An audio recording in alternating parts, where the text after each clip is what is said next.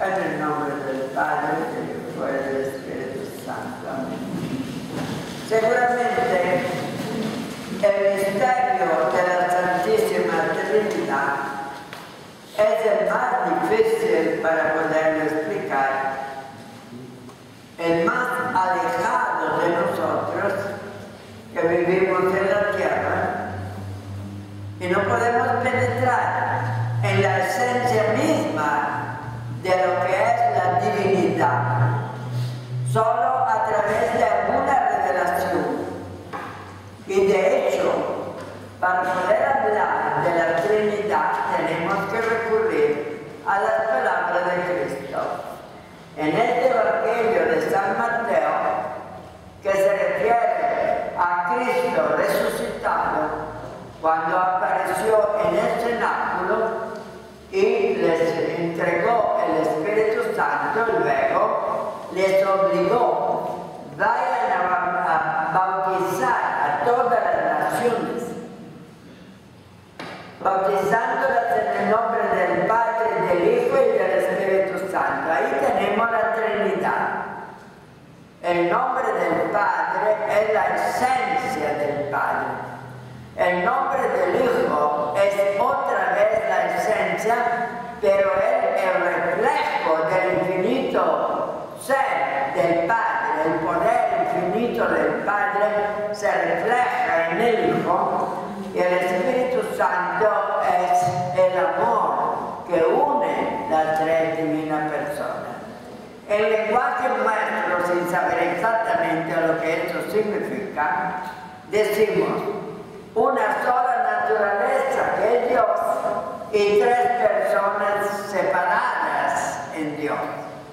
Pero como estas tres personas son infinitas, ¿cómo pueden ser tres infinitos que no se confundan uno con el otro?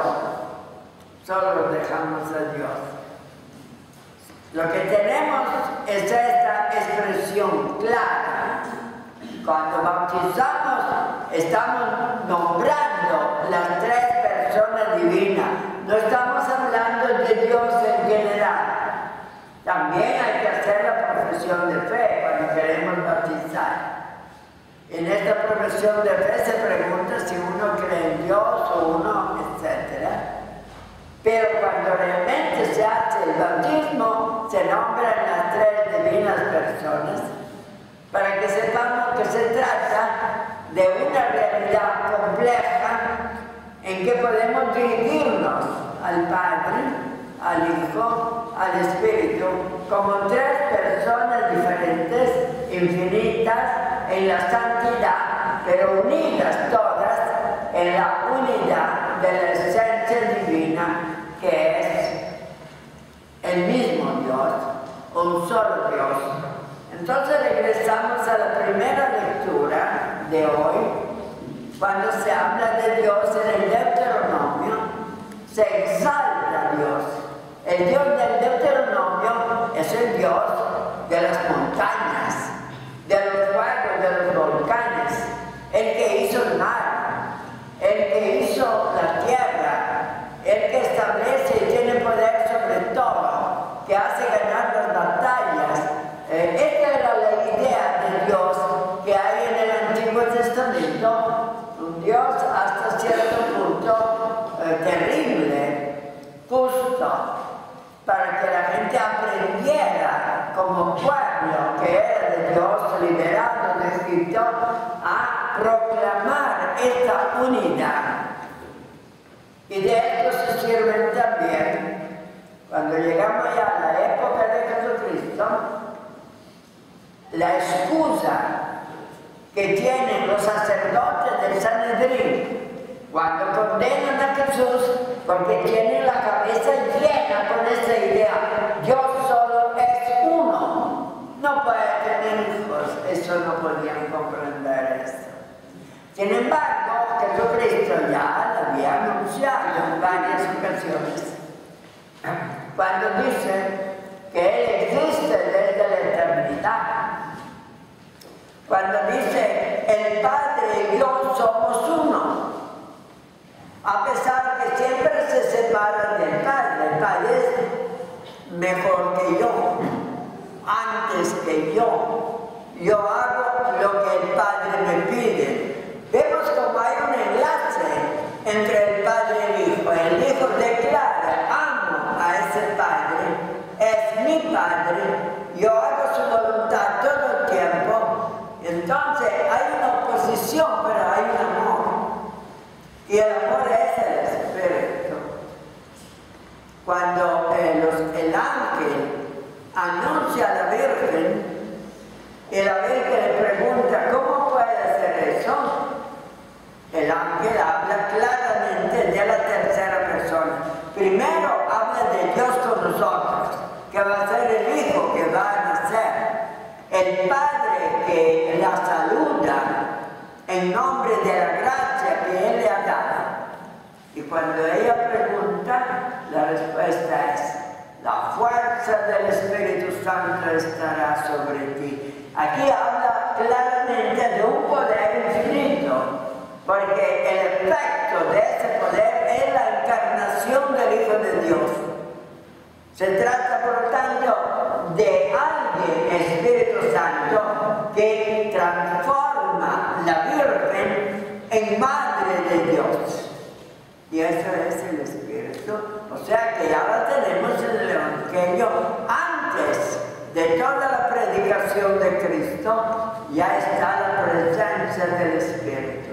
Pero luego viene la doctrina de Cristo. Él, además de decir que Él con el Padre son lo mismo, después le promete, yo les enviaré el Espíritu. Y el Espíritu les va a enseñar a ustedes. O sea, el que nos enseña es el Maestro. Ese Espíritu también es Maestro que nos enseña lo que tenemos que realizar para que se cumpla el destino del hombre, para que pueda llegar al encuentro con Dios. Así, de esa manera tenemos ya alguna idea. No digo que estoy explicando la Trinidad, solamente les recuerdo que a través de esos momentos nosotros pensamos, imaginamos, nos acercamos a esa divinidad que es múltiple, que se expresa como Padre, como Hijo y como Espíritu. En este famoso capítulo 6 de San Juan del Evangelio, cuando Jesús habla de la Eucaristía y dice que Él va a permanecer, que da su cuerpo y su sangre para vivir en nuestras almas, entonces Él dice claramente que yo estaré con ustedes, con el Padre y el Espíritu. O sea, las tres de una persona operan igualmente en nosotros. Como digo, con eso no explicamos la esencia misma de la Trinidad. ¿Qué está sucediendo dentro de este infinito misterio que es Dios, en que el Padre ama infinitamente al Hijo cuando lo engendra, y el Hijo, cuando refleja la esencia del Padre, también lo ama, y ese Espíritu que nace como amor de los dos es también una persona infinita? Cuando decimos esto, no entendemos nada prácticamente de lo que sucede. Tampoco tenemos la ilusión que algún día vamos a penetrar en el misterio de la Trinidad. Tampoco, porque eso es el misterio íntimo, profundo de Dios. Pero vamos a dialogar con Él, escuchar lo que Él nos puede decir, lo que Él nos puede comunicar. O sea, esa transformación que el Espíritu hace en nosotros cuando nos santifica, nos lleva a la presencia del Padre para que podamos entender ese gran misterio en cuanto que el hombre está destinado a gozar, a vivir con Él, a pensar en Él, a completar su historia y su poder con el poder de Dios, sin destruir lo íntimo, profundo del misterio que existe en la vida íntima de Dios. Si no fuera así, sería como agotar el infinito dentro del hombre. El hombre no puede asomarse al infinito. La mente humana está abierta hacia el infinito poder, pero no a penetrarlo todo. Y entonces podemos tener la idea, como dice el Apocalipsis, de una nueva ciudad, de un nuevo ser, en donde la luz es el Dios Padre, que nos ilumina, pero no podemos entrar en este misterio, pero dejemos que el Espíritu Santo habite en nosotros, que la Santísima Trinidad se una con nosotros en la gracia, que Cristo desde la eternidad, desde la resurrección, también se encargue de prepararnos a nosotros ese encuentro final. Pero lo esencial en nuestra vida seguirá siendo el Espíritu. A pesar que del Padre tenemos una vieja imagen como Padre, de Cristo sabemos que es un hombre además de Dios, así tenemos dos ideas más o menos fáciles de imaginar.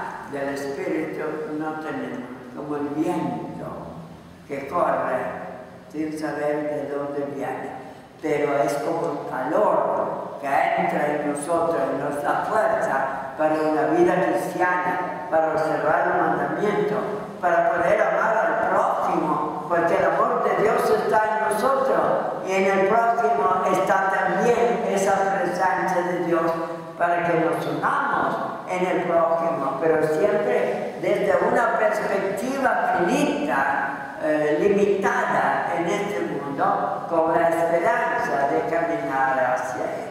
Pidámosle al Señor, a la Santísima Trinidad, que siga estando delante de nosotros como un ideal, como una esperanza, como algo que nos va a inundar al final de los tiempos, cuando logremos estar con Él. Pero mientras tanto nos fiamos de la palabra de Cristo. Dios es Padre, Dios es Hijo, Dios es Espíritu. El Padre y el Hijo son infinitos, el Espíritu nos acompaña, transforma nuestra vida, nos prepara al encuentro con Dios. Alabado sea Jesucristo.